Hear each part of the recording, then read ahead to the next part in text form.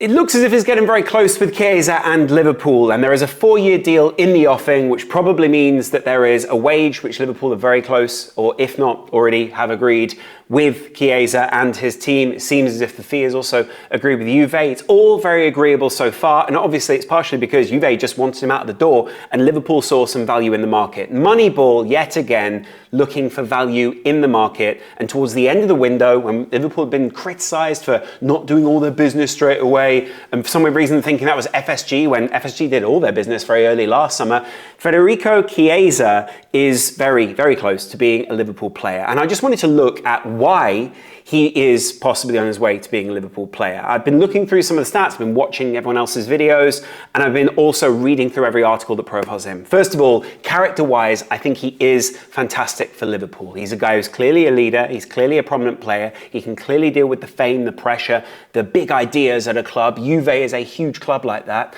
And at the same time, on the opposite side of that, he's clearly tactically disciplined. Max Allegri was always a manager that plays with the handbrake on, always someone who's looking to get the maximum out of his players to maximise not necessarily getting goals, but tactical dominance within Serie A.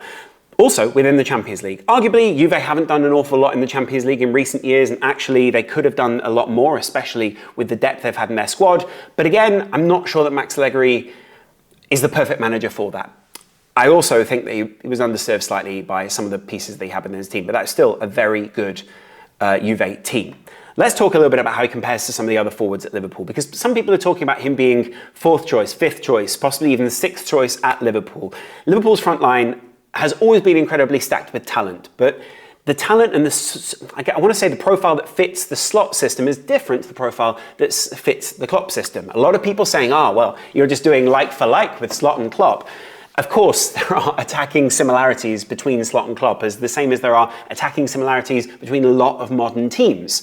But actually, what Chiesa brings, and remember, with the handbrake on, under Max Allegri, possibly a little bit less in the Italian national team, where he's also been a bit of a stalwart right up until his injury. He was great at, I think there's like the shot creating actions is what they were calling it.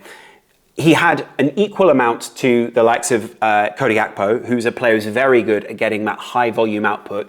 A massive thing that people also don't acknowledge about the Klopp era was Mane and Salah were both high volume players that returned you goals every game, but also needed that volume of shooting opportunities to get those goals. There'd be a lot of frustration, I remember, especially on things like the kickoff, where people would be criticising the likes of Salah, Mane for missing big opportunities. But again, they're volume players.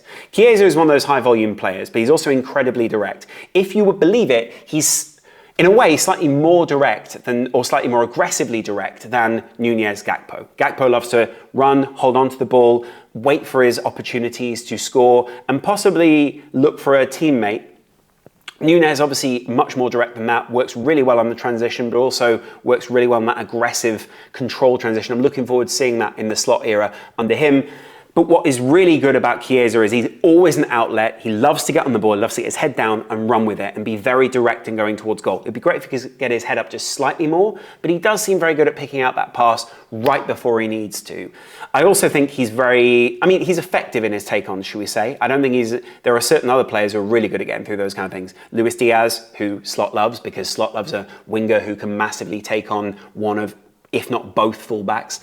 Not at the same time, but obviously in different ways. But he also loves someone who can rotate inside. We saw that on the weekend against Brentford, where Diaz was going inside, Jota was going to the outside, Mo Salah was sticking wide to his wing, and it was just really confusing the Brentford players, Liverpool players moving all over the place and getting numerical superiority.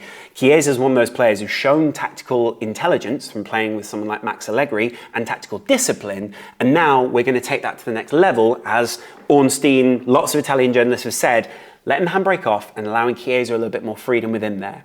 Of course, there are downsides to playing with Chiesa as well. I would say there is an element of, obviously people say, he played 33 out of 38 possible games last season. He's still a fantastic player. I think we're looking at the long-term health, not the short-term health of someone like Federico Chiesa. And it's not about games started, it's about minutes played, it's about wearing on the body, it's about recovering. Did he play in the same way as he did before? Is he able or going to be able to drift in this Liverpool team? And who is he actually going to be challenging? Because I think if you're looking at it, obviously he can play a backup to Salah. Salah's always going to be first choice on that wing. I think there's going to be a good chance that he could play like a Jota type role within this Liverpool side. But the most likely role for him is floating between that middle 10 type role when we need someone who's a little bit more direct and possibly a surprise element in that midfield, but also someone who's then able to float out wide. In a way similar to Gakpo, but Gakpo starts wide and then cuts back inside, slightly further down the field. Chiesa's good at going deep and then getting further down the field on the other side of that. A slightly different prospect in terms of what you expect from him as a footballer. I think what I'm really looking forward to seeing him do is get out wide, taking on those fullbacks, getting past them, and then just driving on. Does he still have that pace? Does he still have the ability to defend the ball in the same way in a slightly more physical league than Serie A, in something that isn't as chess-like as we're used to seeing on the continent and especially in Italy? Yes, he's one of those players that I think people would have been excited signing 4 years ago. But Liverpool taking a bit of a risk here, and the fact that Juve are almost so willing to let go of him and for some weird reason dump him off is slightly worrying to me. Having said that, Liverpool have a great medical team. They have a staff who are very capable of working out whether a player has something made of chalk or dust within his knees. And frankly, I think they're looking for this option on a relatively shoestring budget. He's 15 million euros, or roughly about that, right? 15 to 20 million euros. The fact that they were willing to dump him and get rid of him so quickly, obviously is slightly concerning, but also the fact that they probably want the money to either to be able to bring someone else in or to just be able to clear some space in the squad, especially clear some wages.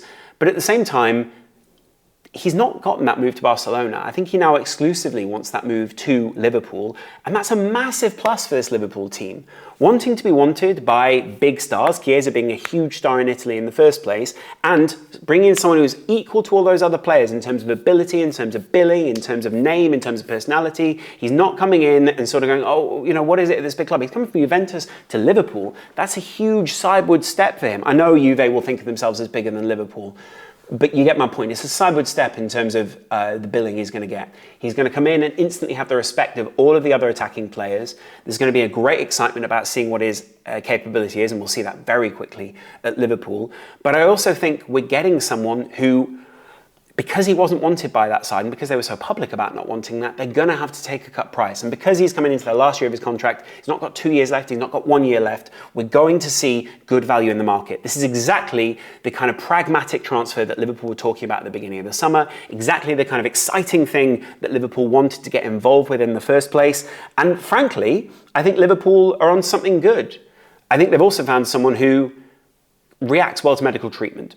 Should we say. So that's also another big indicator of whether a player is going to play well within your system or not. And they need to be able to go a long time over the season. Let's face it, this Liverpool side are going to do a lot of rotating. And a lot of people talking about, does Chiesa break into the starting 11? Maybe not immediately. Maybe not even in the long term. But needing units of players and bringing on someone else to change the game, a la a Trossard at Arsenal, a la even a Xerxes at Manchester United in recent weeks, to change the movement of the ball, to change the shape of the game, to change how direct you are, to bring on some energy, to drive at players who are already exhausted. All these things are really important. Someone in my comments yesterday was speaking about the idea of him being like a Trossard type player. Really love that. I think Trossard is incredibly technically gifted and proficient, and I don't want to make a direct comparison, but if he could be that to Liverpool, if Liverpool can have a Shaqiri, if Liverpool can have another Divock Origi, but maybe slightly improved in terms of profile, in terms of output, fantastic. And if he can fulfill what it is that Slot wants, come in and challenge some of the players who maybe were looking a little bit complacent last season in the Gakpos and the Diazes, even though they were having a hard time themselves behind the scenes, I fully back that. And I'd love to know what you guys think. I'll be doing a profile of him tactically on the channel probably Friday, because we'll do the preview on the Thursday, and look forward to, in the comments below, hearing your guys' thoughts about Federico Chiesa. Very close to being a Liverpool player. I'll chat to you guys in a little while. Much love.